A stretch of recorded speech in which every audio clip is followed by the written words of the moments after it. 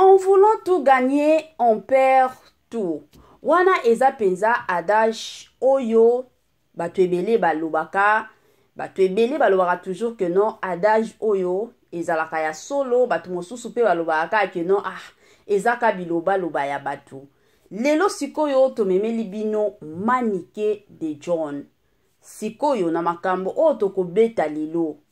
Adage oyo eske okende nzela moko na makambo ya Manike to ekozala nango kaka adage kandenge batu balobaka.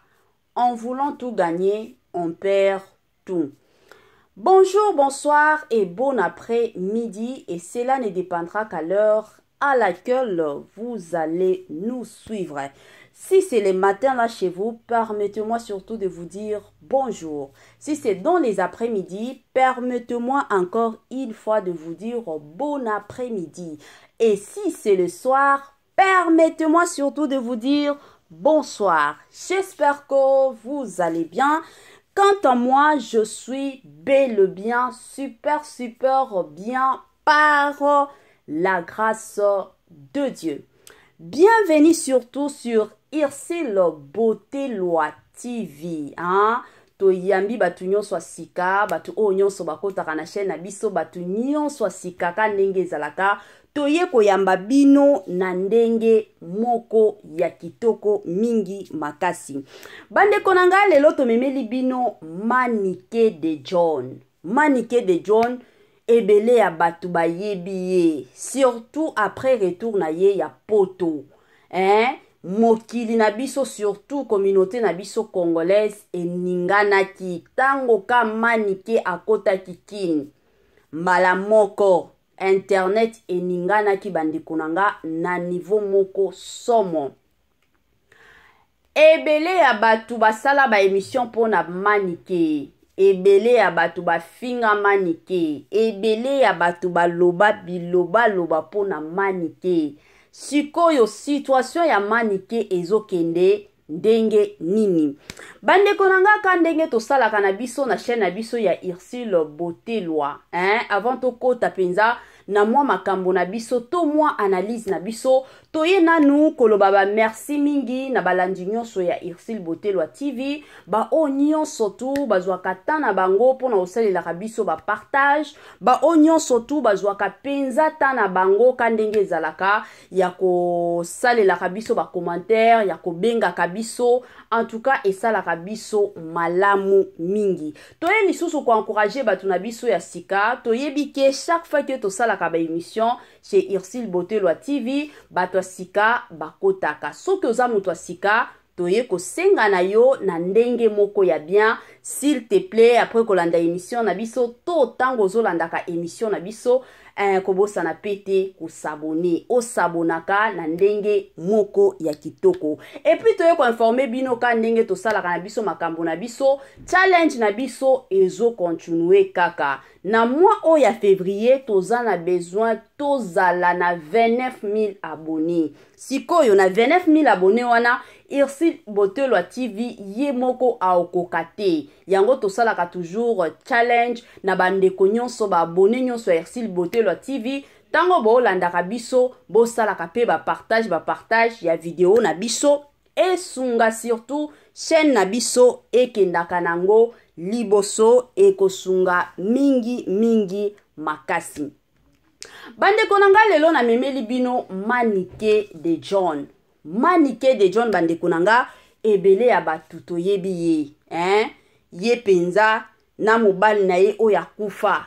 Babia na ye wana ayembaka ye kaka na chaque émission. Kombo ya babia na ye ezalaka toujours. Donc otala Manike bongo azalaka toujours na bolingo ya babia na ye wana. Bien que babia na ye wana asi akufa na ye bakunda ye kalame, Manike azalaka toujours na makanisi ya babia na ye wana na munoko na ye ezalaka babia ezalaka bongo. Siko lelo bandeko na ngai na memeli bino makambo ya babia te. Na ye na sango moko eosala pasi. Je sais que ebele ya batu balingaka na bango lisusu Manike te. Pona nini pona biloba loba ya manike bato ebele baloba non mama Ursule Botelwa TV biso manike alekisi manike biloba loba ekomi nango ebele bato ebele sikoyo balingi lisusu manike te bandeko na nga na lelo penza na memeli bino sango moko eza ya mawa na kote ya manike kozonga ya manike na poto na France o bakendaki bandeko na ngai tomonaki biso nyonso ba émission o manike abandaki kosala amataki akitaki asalaki bisala sala na bato ebele kutu basilikaki et surtout ingratitude oyo alakisaki envers Aigle Fally Ipupa mobali anania Ketchope o topesi nanu bambote en passant quand ndenge ezalaka ebele ya bato la famille basepelaki na bango te balingaki pete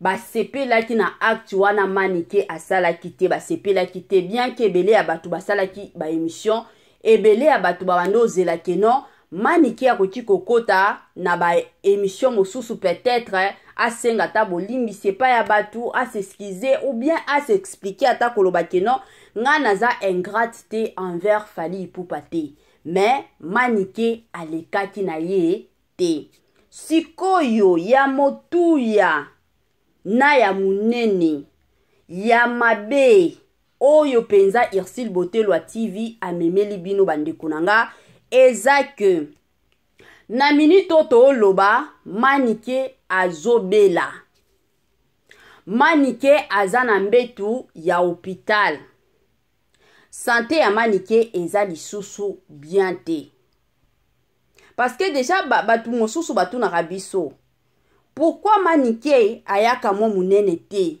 manike azalaka manike o toyeba kala toyebi te la famille soki abelaka déjà azalaka na ba malade abelaka landelaka ba traitement toyebi te tokoki jamais koya koyebisa bino ke non ndenge eza boye manike azobela boye te mais eloko toyebi na minute oyo eza kaka non manike azobela mais maladie na ye wana eza te ke non eza soki ya ndenge nini o to bando panikaka to bando bangaka te eza makambo kobanga te quand même aza na hôpital manike azoloba manike azobeta pe masolo mais aza na hôpital ba docteur bazolandela situation na ye bandeko na ngai siko makambo oyo esali ke non biso lelo na chaîne ya Ursule Botelwa TV toya kobeta masolo bandeko na nga ezaka ndenge makambo etambolaka na ba réseaux sociaux yango esalika ke non biso pe toya kosala analyse ka ndenge tosalaka na chaîne na biso ebele ya batu bandeko na nga na lingina épingle moi eloko ebele ya batu mikolo yo boko sentir moi absence ya Ursule Botelwa TV ye moko absence na ye ebele ya batu kutu bakotuna tokomi koyoka moi mingongo ya batu ka ndenge ezalaka na minute oyo na ye ko informer bino pe ke non ndenge eza boye Ursule Botelwa TV aza éprouvé papa na ye autaki kotika biso bino moko boyebi soki deja mutu azoleka na ba situation ya bongo papa na ya kufi moyen ya ye kosala ba émission ezate yango tokoki kotika chaîne ka boete yango boko bando yo kaka ba mwa mingongo ya batu mosusu batu bazoya to sala ba analyse mais avant to tia ba analyse nyonso na chaîne to landelango nanu ezate ke no tokoya kaka to tie bitia te ka ba analyse ndenge Ursule Botelwa TV alingaka toujours ba analyse ya chaîne ekende liboso biso pe to landaka likolo na ye na ndenge moko ya bien bandeko na nga yango na ye kosenga na bino numéro ya Ursule Botelwa TV yango wana ka ndenge bobengaka ye soki bolandi mwa analyse moko boye esali bino kitoko bobengi ye pona ko encourager ye to bobengi pona opesa mwa ba remarque na bino numéro na ye yango wana bandeko na nga bokoki pe toutefois kobenga ye pona opesa ye ba condoléances kopesa ye ba parole moko d'encouragement la famille et kosala pe kitoko mingi makasi na ba moment ya bongo tozalaka toujours et encore besoin surtout ya moi soutien na bino ka ndenge ezalaka tango olandaka bongo ba émission bosalelaka ye pe ba partage bandeko na nga ekosala malamu mingi Bandeko nanga tozonga sikoyo na makambo ya ndeko na biso, tozonga sikoyo na makambo ya Manike. Manike aza congolaise. Manike aza ndeko na biso. Eza teke no, Manike aza soki mutu wapi, Manike amataki akitaki te. Manike aza congolaise de père et de mère. Alors, na makambo nyonso ezoleka, toyebi ke no, ndenge tobota maka, quel que soit na ba famille na biso, ezalaka kaka na bana moko, basalaka na bango oyo balingi. Ata soki babotama na famille moko, basambelaka makasi. Une famille chrétienne. Mais bomona, peut-être na famille wana, moi deba na ba obima, mitu ezo sala nango bien te. Mosusu mitu pasi bandeko na ngai. Eza neti bakaka ndenge bomona ya ba Manike.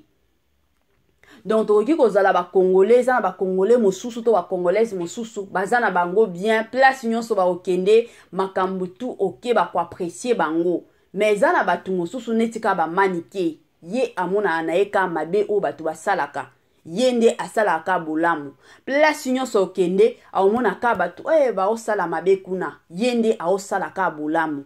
Donc ezalaka bongo, biso to lemba na biso Manike te. Azande kuna biso congolaise to linga te azana yende kuna biso. Siko bande konanga ka ndenge na bando beta masolo. Eza que tango ka Manike ayaki ko afficher ba video na ye ya koloba keno na minito yo azobela. Bande konanga réaction ya batu yango esalaki keno to ya kobeta masolo sur sujet wana. To yebike bande konanga toza batu. Ndenge ezalaka bongo, toza na biso batu. Mutu nyonso tu, asi abetisa moninga mabaku. Na sens normal. Obetisa penza moninga camarade na yo ndeko na yo mwa libaku moko bewe. Parce que toza batu, toza na mai, toza na mitema. Mais na baka mosusu. Mosusu na kote mosusu tozalaka pe bien. C'est de la même façon avec Manike. Manike a beti sa batu ebele ya batu bandeko nanga mabaku. Mais na minute oyo, eza moment oyo, Manike aza bien te. Santé na ye eza bien te. Mais soki santé a mutu quand même eza bien te, tokoki kozwa bakanda wana, nyonso to bando tambola kana bakanda wana te. Tango tolobe la santé, wana totali mutu. Azaka mutu. Naba makambu na ye makashu azalaka nango. Azaka mutu. Mwaya to boaka epe ezate. Alors, réaction à batu ebele, après kaka publication makambu Manike ki azobela, il y avait même de ces personnes, oyo et salakinga pasi bandeko nanga, sœur compatriote ozalaka na motema. Batu mosusu balobi, wana kutu. Aleka na ya ata koleka ka ndenge aza na hôpital boye. Batu mosusu balobi ata yo moko Manike tango utaki ka poto na kozonga kin ozongaki. Yo kanisa ki biloba loba na yo wana olingaki obela te, olingaki ka obela. Batu mosusu balobi abi makuto ata na hôpital te, akanga makuna ta 6 mois kaka. Azalaka kuna abela ka kobela. Bandeko nanga ba commentaire wana esalaki nga pasi na motema yango na yaki penza. Na yaki vraiment bandeko nanga to sala moi analyse to beta moi masolo sur makambo yo. Manike ka ndenge na lobaki aza mutu. Mutu ndenge toza boye, mutu na mutu azalaka na côté na ye ya bien, mutu na mutu dans la vie azalaka na côté na ye mabe. Batu ebele baboya kotuna nga, mama, siko kote ya Manike ya malamu eza nini? Parce que toyebi ka kote na ye ya mabe. Wana nde likambo, wana nde ezalaka équation ya munene ya la famille. Eza équation moko ya munene, ka ndenge tobetaka na biso masolo. To limbisa ye kaka, ka ndenge to loba bongo, to limbisa ye, surtout na moment oyo. Azobela, eza ba moment moko, to kanga mitema te. Toyebi ke tango tosalaka ba analyse na biso, tozalaka pe na basala nzambe o balandaka biso, o balandaka Ursule Botelo a TV. Bino bo landaka basala nzambe, ba pasteur baza ebele na chaîne oyo, basala nzambe baza na bango ebele. ndeko na biso manike azobela totiaka ye na ba prière bandeko na nga bosilika na bino te aza ndeko na biso aza mutu ka ndenge Bible ezoyebisaka biso tolingana Bible rekomandaka biso tolingana ezala batu o basalelaka biso mabe batu o basalelaka biso malamu batu o basalelaka biso soki ndenge nini biso nyonso tolingana tolinga bango na minito bandeko na nga toyebi manike penza zokisa mitema bato ebele manike alelisa bato ebele manike asala mitema bato ebele soki ndenge nini me na minito oyo toza awa pona wana te totala nanu wana te tokotala ngo tango manike akoyoka bien selon ba source ya information oyo baopesaka biso balobi maladi na ye wana eza malili ya poto yango ba cause ya maladi na ye wana ba malili ya poto toyebi te soki abando lata biloko ya makasi te parce que na ba poto wana surtout na batango ya hiver bandeko na nga ezalaka mwa pasi soki ozolata biloko ya kilo te soki ozolata na yo kaka na lata na nga l'essentiel na lata ezalaka mwa pasi yango bomonaka kaka bato ebele babelaka nde kobela bato ebele muke abeli na ye toyebi te soki ye pe abandaki kolata biloko ya makasi te me na minute oyo toye kosenga kaka na bino bandeko na nga totia na se tozala na motema aza ndeko na biso congolaise aza pe mutu la famille tomonaka ata na bapays mosusu bazalaka soki mutu osala mabe asalisali mabe metan mutu akobela omoni bato nyonso mitema ekomi mwa likolo toyebi ke bamama ebele bamama oyo babota bazalaka deja na mitema ya kosupportaka